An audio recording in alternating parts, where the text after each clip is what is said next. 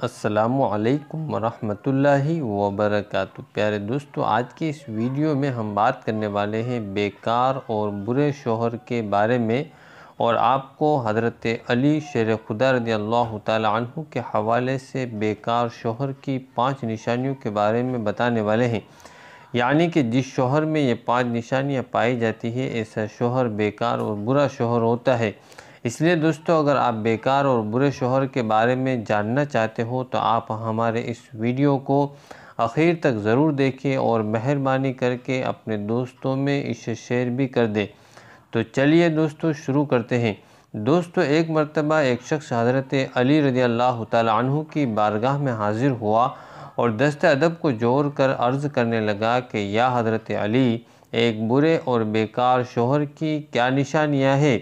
बस इतना सुनना था तो हज़रत अली शेर खुदा रज़ियल्लाहु ताला अन्हु फरमाने लगे कि ए शख्स, जिस घर में ये 5 निशानियाँ पाई जाती है तो समझ लेना कि वो शोहर बेकार और बुरा शोहर होता है।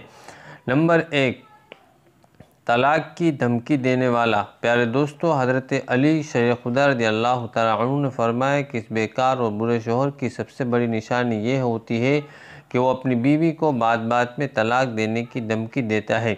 यानी कि ऐसा शोहर जो हर वक्त बीवी के सर पर तलाक की तलवार को लटकाए रखता है।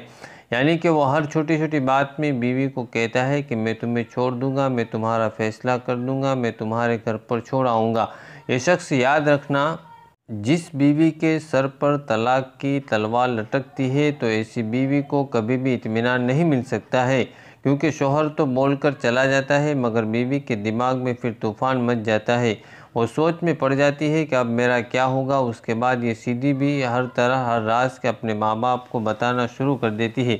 उसके बाद लड़ाई झगड़े बढ़ जाते हैं और आखिरकार मियाँ बीवी का तलाक हो ही जाता है। इसलिए याद रखना, बीवी को तलाक की धमकी देने वाला शोहर भी बहुत ही बुरा और बेकार होता है। नंबर 2, बीवी को वक्त ना देने वाला। प्यारे दोस्तों, हज़रत अली रज़ियल्लाहु ताला अन्हु ने फरमाया कि ये दूसरा बेकार वो होता है, शोहर वो होता है जो अपनी बीवी को वक्त नहीं देता है। प्यारे दोस्तों, ये गलती भी अक्सर शोहर करते हैं, वो अपनी बीवी को वक्त नहीं देते हैं। ऐसे लोग दिन भर काम में लगे रहते हैं और उसके बाद रात भर अपने दोस्तों के साथ बैठे रहते हैं और इधर उधर की बातें करते रहते हैं। और कुछ लोग दिन में अपने काम में मशगूल रहते हैं और उसके बाद अपने भाई बहनों के साथ, अपने वालिदैन यानी कि अपने माँ बाप के साथ में बैठ जाते हैं। और उसके बाद जब उन्हें नींद आना शुरू होती है तो फिर वो अपने कमरे में आकर के सो जाते हैं।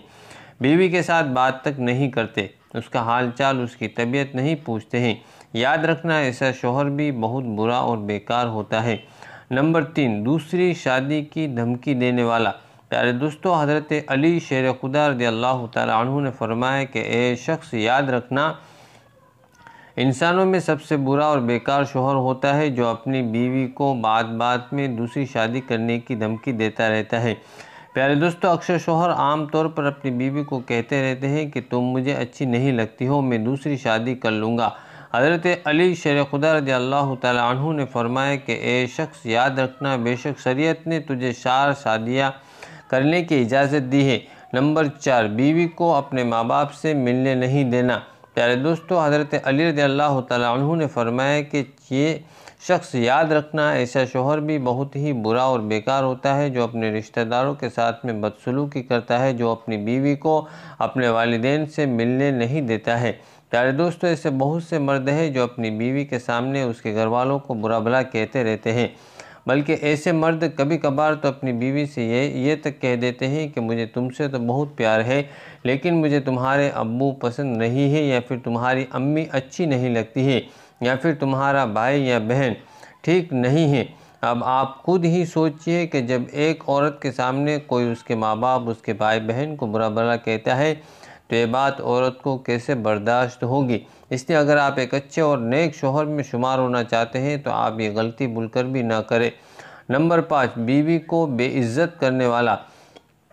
प्यारे दोस्तों, हज़रत अली शेर खुदा रज़ियल्लाहु ताला अन्हु ने फरमाया, ए शख्स, एहसान के साथ शोहर भी बेकार और बुरा शोहर होता है जो बात बात में अपनी बीवी को भी इज्जत करता रहता है। बेइज्जत करता है। दोस्तों आमतौर पर अक्सर शोहर ये भी गलती करते हैं कि वो छोटी छोटी बात पर और छोटी छोटी गलती पर बीवी को दूसरे के सामने बेइज्जत करते हैं, उसका मजाक उड़ाते हैं, दूसरों के सामने गलत अंदाज में उसे रोक टोक करते हैं। ऐसा करके वो लोगों की नज़र में तो अच्छा बन जाते हैं, मगर वो अपनी बीवी की नज़र में अपने वक़ार को ज़ीरो कर देते हैं। इसलिए अगर आप एक अच्छा और नेक शौहर बनना चाहते हैं तो आपको चाहिए कि आप अपनी बीवी की हमेशा इज़्ज़त करें और उसको इज़्ज़त दें, उसको कभी भी बेइज़्ज़त और रुसवा ना करें। और इन तमाम बातों का अपनी अज़दवाजी ज़िंदगी में ख़याल रखें। इन तमाम बातों से तो सिर्फ़ आप अच्छे शौहर भी बन सकते हैं और आपकी घरेलू ज़िंदगी भी खुशगवार होगी और आप दोनों में मोहब्बत भी भरपूर होगी। अल्लाह पाक आपके अंदर और हम सब के अंदर मोहब्बत पैदा फरमाए। प्यारे दोस्तों, फिर मिलते हैं एक और नई वीडियो के साथ में।